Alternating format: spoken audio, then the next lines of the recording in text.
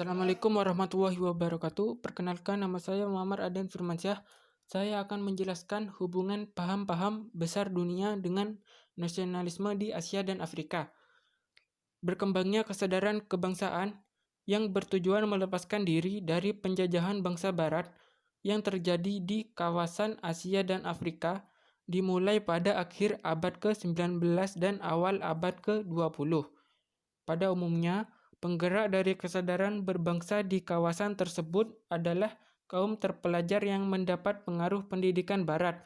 Dengan hasil pendidikan yang diperoleh, terbiasa dengan pemikiran-pemikiran baru yang berkembang di dunia pada saat itu, seperti liberalisme, sosialisme, dan nasionalisme.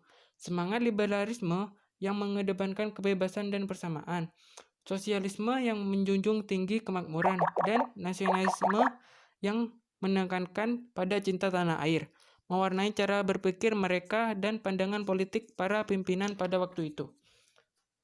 Mulai timbulnya kesadaran berbangsa di kalangan negara-negara di Asia dan Afrika, kemudian mendorong tercapainya kemerdekaan lepas dari belenggu penjajahan.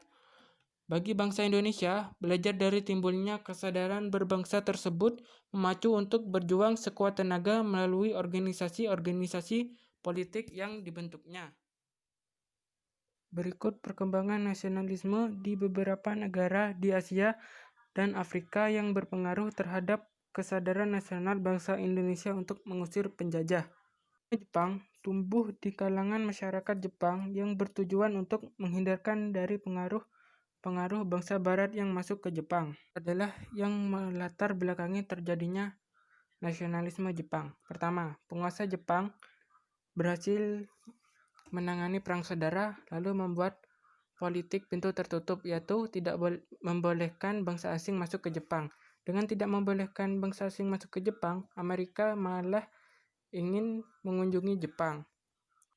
Dengan berbagai usaha Amerika Serikat untuk masuk ke Jepang, akhirnya penguasa Jepang terpaksa menandatangani Perjanjian Shimoda tahun 1854 yang menyebutkan Jepang harus membuka pelabuhan Shimoda dan Hakodate untuk bangsa asing. Sebagai akibat dari pembukaan pelabuhan-pelabuhan tersebut, maka masuklah bangsa asing ke Jepang.